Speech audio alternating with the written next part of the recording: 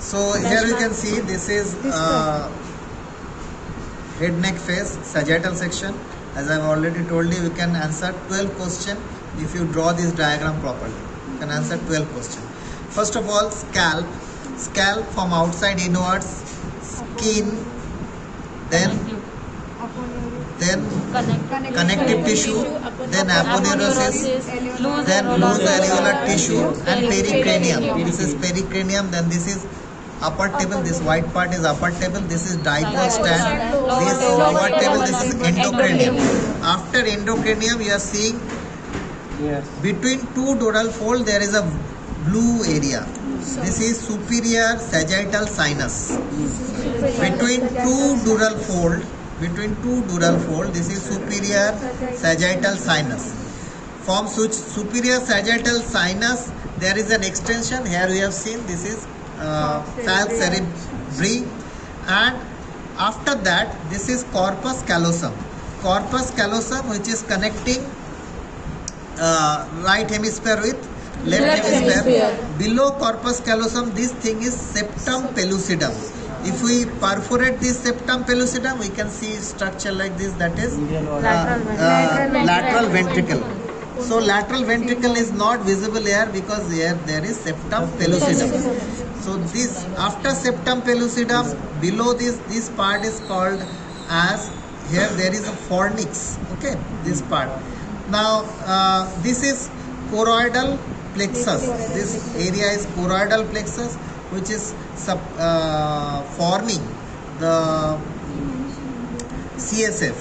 Now below that there is, this one is thalamus, and below that there is hypothalamus. Between thalamus and hypothalamus, here you can see a sulcus. This is called as between thalamus and hypothalamus. Here you can see a sulcus, that is called as interthalamic sulcus. This interthalamic sulcus continues here as aqueduct of Sylvius. This is aqueduct of Sylvius, which is connecting between third ventricle and fourth ventricle. Roof of the fourth ventricle is formed by this cerebellum, and this is pons and medulla oblongata, which is forming the floor of the fourth ventricle.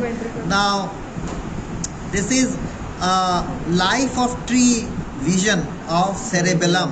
If we cut cerebellum sagittally, we will be able to see a tree-like structure, tree of life, okay? Arbor, which is also called as arbor, tree of life. If we cut this, these are the leaves. If we see from outside, we will see like small lines. From there, you will be surprised why these are called leaves, because from outside they appear like a teeny lines, but those teeny lines are actually from, if we cut this way and if we see those teeny lines from inside, they are appearing like a leaf. Okay, so this is arbor or tree of life. Now this one is superior sagittal sinus. Now here dural fold, this is inner dural fold, this is outer dural fold. Inner dural fold is again invaginating inside and returning back and forming tentorium cerebelli, and within this there is also venous sinus. This is transverse venous sinus. This one is sagittal sinus, and this is transverse venous sinus at the midline of tentorium cerebelli.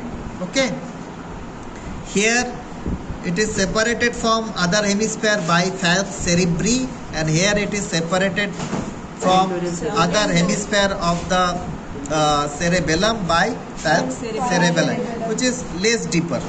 Now coming to this side, this is tentorium cerebelli, but here there is falx cerebri and here there is falx cerebelli.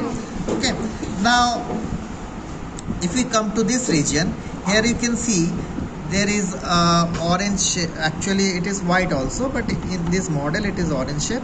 This one is called as this hollow is called as sella turcica, and it is holding pituitary gland. And here you can see a small semi-circular structure. Okay, that is called as mammillary body. Okay, and optic nerve also decussets here near this region. So optic chiasma is also present here. Now this is sphenoidal air sinus. This is frontal air sinus. In between there are some very tiny ethmoidal air sinus. Now here you can see three conchi are there: superior concha, middle concha, and inferior concha. In plural they are called as conchi. So this one below inferior concha, this one is inferior meatus, this is middle meatus. At the depth of middle meatus there is a small opening which I have shown in that model, that is hiatus semilunaris, which is the main drainage point of all the air sinuses. And this is middle meatus, this is superior meatus, and this is supreme meatus. So there are total 4 meatus: supreme meatus, superior meatus, middle meatus, and inferior meatus. These are the main features of lateral wall of the nose. Now lateral wall of the nose we can see, but here similar to this, as there is falx cerebrum, there is falx cerebellum. Here also there is a midline septum, that is called as nasal septum. The nasal septum is mainly formed by ethmoid bone, which we have already discussed, perpendicular plate of ethmoid bone, which is visible from this cranial fossa, anterior aspect of cranial fossa. So here there is perpendicular plate of ethmoid bone, and in front of that there is a vomer bone, and in front of that there are septal cartilage. So it is mainly formed by ethmoid, vomer, and septal cartilages, and holded by frontal bone, sphenoid bone, maxilla bone. Okay. So now come to the lower part. This part is vestibule of mouth. Anterior wall is upper lip and lower lip. Posterior wall is teeth and gum. Okay. So this is vestibule of mouth. After vestibule of mouth, this is the oral cavity. In oral cavity, this is mandible cut section of mandible. This is symphysis menti, and opposite to symphysis menti there is a tubercle that is called as gynoid tubercle. From this gynoid tubercle, two muscles mainly superiorly going, you can see superiorly going, this is genioglossus, and inferiorly coming, this is hyoid bone. So inferiorly coming geniohyoid, inferiorly coming geniohyoid, and superiorly going genioglossus. Two muscles coming from this tubercle, that is called as gynoid tubercle. This is oral cavity and this is nasal cavity.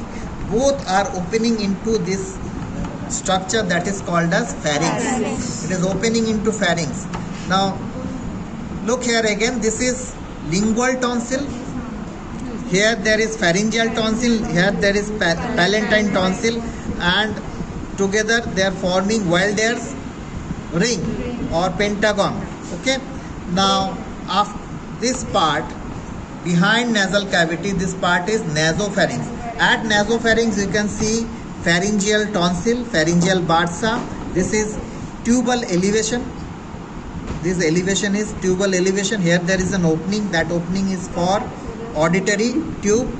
Auditory opening for auditory tube is guarded by an elevation that is called as tubal elevation. Here there is also some tonsils, and those tonsils, if they are enlarged, this nasal cavity may get blocked. Then patient will take breath from mouth. Okay.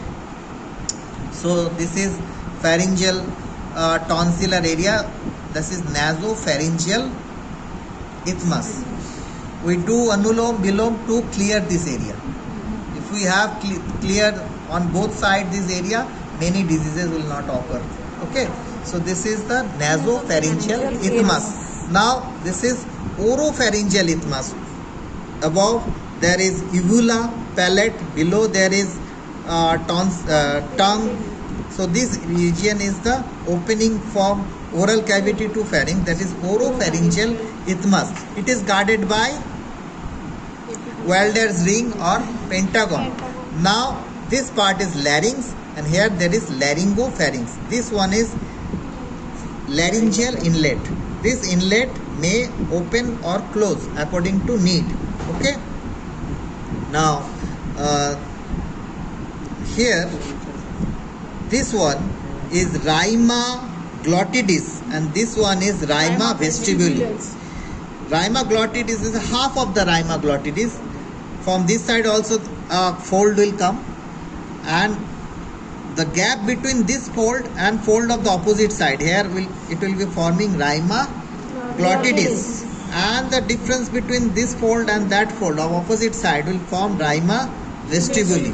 This is called a vestibule of the larynx, and this is the vocal fold from where voice comes. And below that, this region here, there is on lateral surface there is pyriform fossa, which is also called as smuggler's pouch. Okay. So after that, here this is odontoid process. Here you can see this is odontoid process of C2.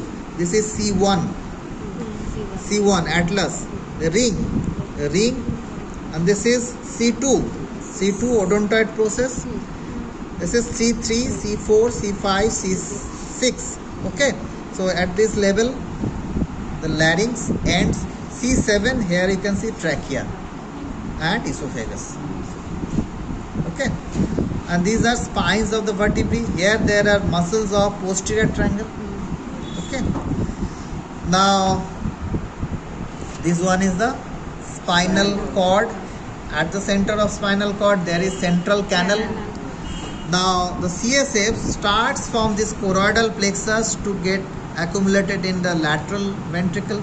From lateral ventricle there is an opening here, that is called as foramen of Monro. Through that foramen of Monro, fluid comes into this third ventricle.